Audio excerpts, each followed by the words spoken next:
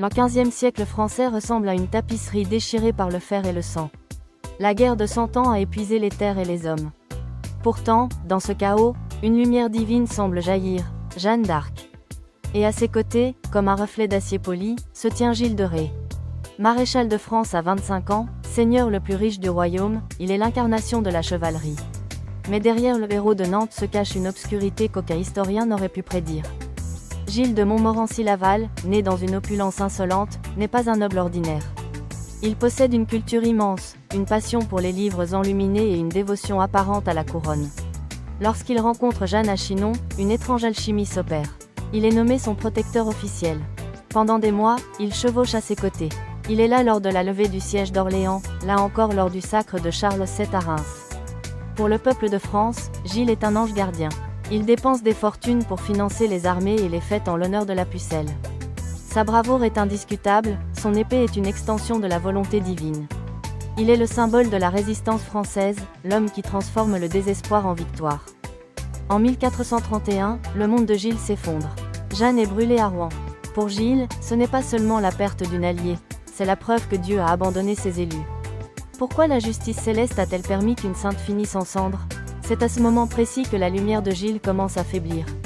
Il se retire dans ses terres de Bretagne et du Poitou, notamment au château de Machecoul et à Tiffauges.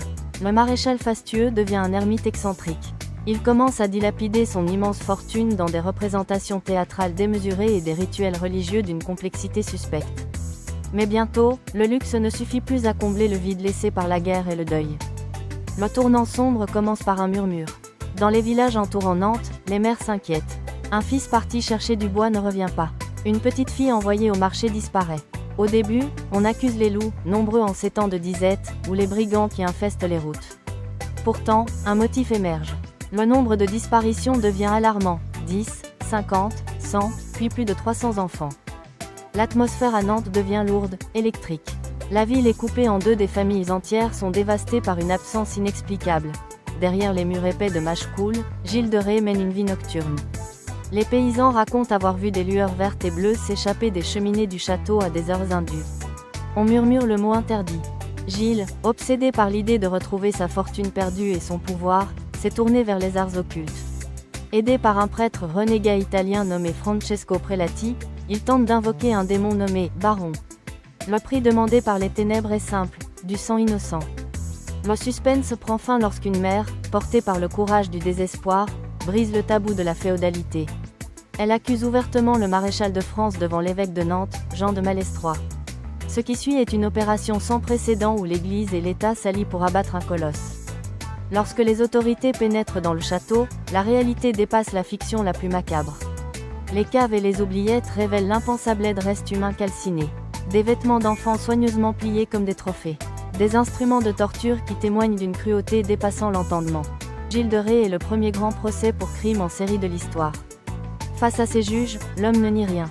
Avec un calme glacial, il décrit ses rituels, expliquant comment il passait de la prière fervente au meurtre sauvage en quelques minutes. La France entière est pétrifiée, le héros de la guerre de 100 ans était un prédateur.